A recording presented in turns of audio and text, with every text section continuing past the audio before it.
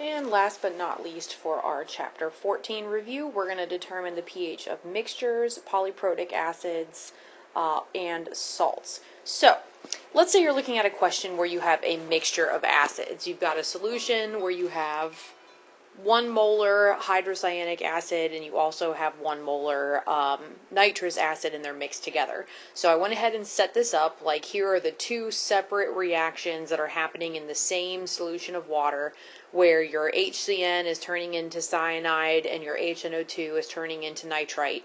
And if we solve for X, we'll see that based on the much smaller Ka value for HCN, we're only going to have about this much hydronium produced. Whereas for the larger Ka value, we have about this much hydronium produced. So the reason why the stark difference in the molar values is going to matter is if you consider the idea that they're in the solution together, you would be adding those numbers together and then accounting for significant figures and then figuring out pH. So if we add these 2 numbers together, you end up with just 2 times 10 to the negative 2. So did this even matter? No. Okay, basically what we're saying is based on the Ka values, you can tell that this one is so much different from this one that you can pretty much disregard that one as going to be insignificant compared to the much larger Ka value.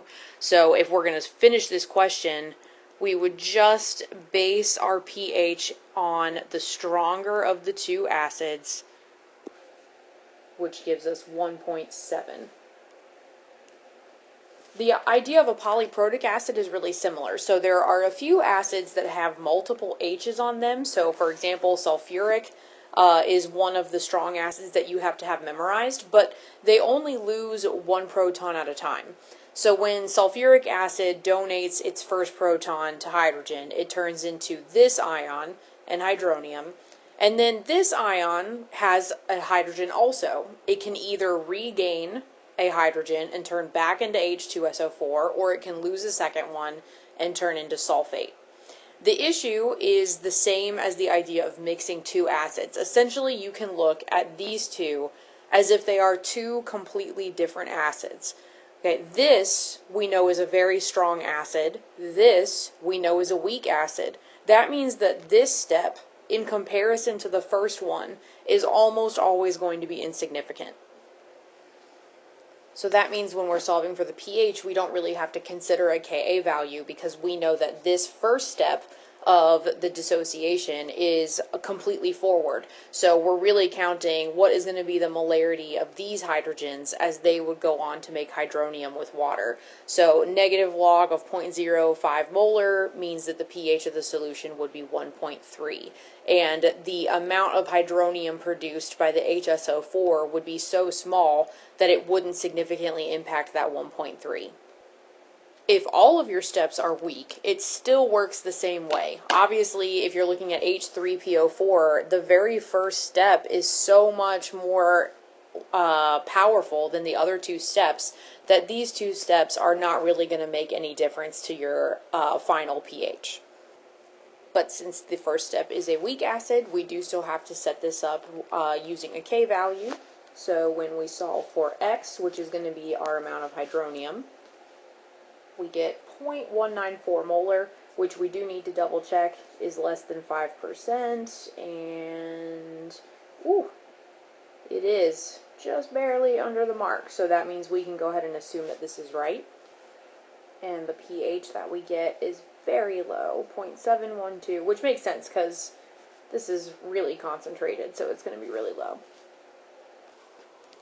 Now, the tricky thing with salts is you need to figure out which part of the salt is going to be affecting water. So in this case, when sodium fluoride dissociates, it turns into sodium ions and fluorine ions.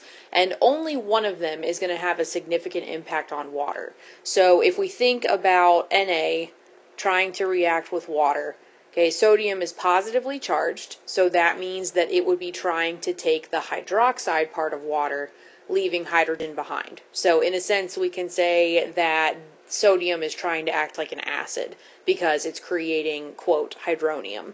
Whereas the fluorine is negatively charged, so when it's reacting with water, it's going to be more likely to take a hydrogen instead of a hydroxide and turn into HF plus OH, which means that our fluorine is acting like a base.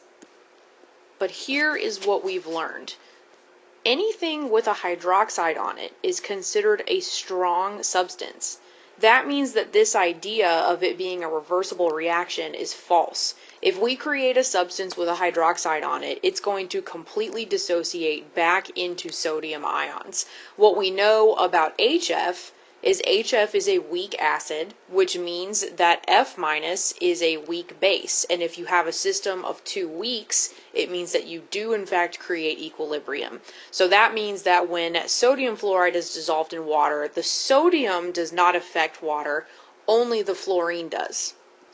So we would want to set up our acid-base reaction using the part of the substance that we know will actually affect water. If we start with a 1 molar solution, we can assume that sodium fluoride is a perfect dissolver.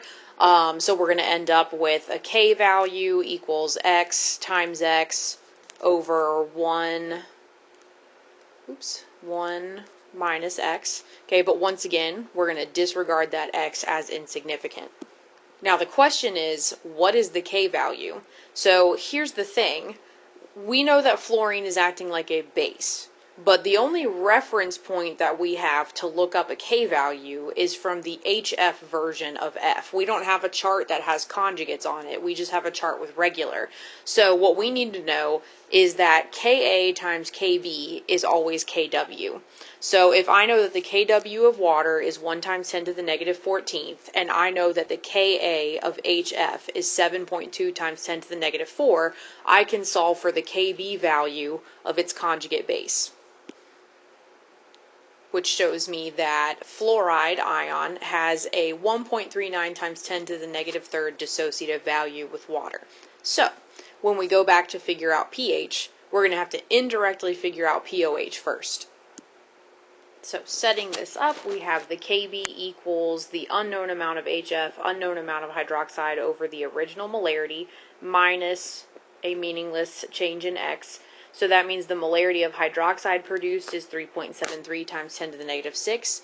That gives us a pOH of 5.43, but we know that this was acting like a base, so that number doesn't make sense. So we change it to pH of slightly above 8, which makes much more sense. So, if we're looking at an acid version, okay, here is another salt. You have to think to yourself, where's the natural break? Okay, we recognize chlorine as a very independent ion, so that's where you need to focus on breaking this salt up. So we're going to have NH4 separated from Cl. We know Cl tends to make a negative charge. That means ammonium has to make that positive charge. So is ammonium the thing that's reacting with water, or is it chlorine reacting with water? So ammonium is positively charged. That means it's more likely to lose a positive and turn water into hydronium, so it's acting like an acid.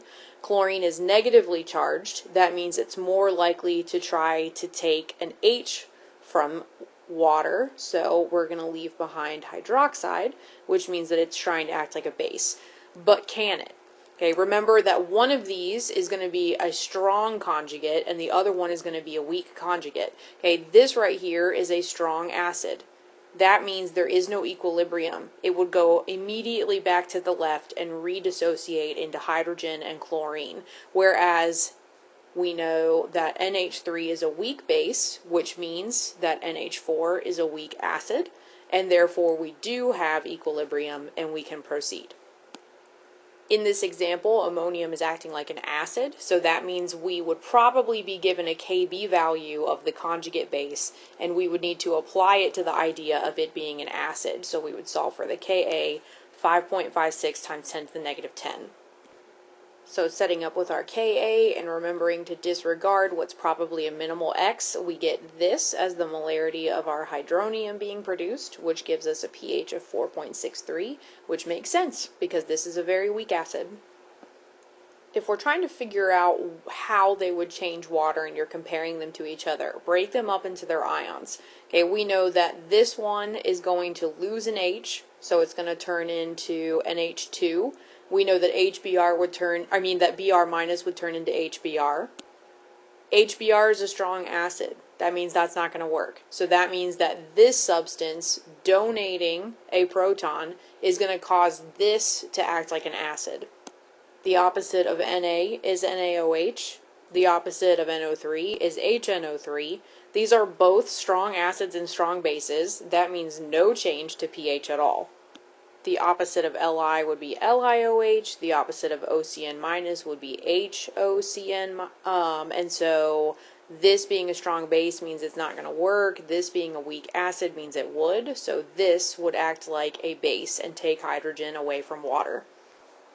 Therefore, the answer is the first one, the one that has a component that donates a proton.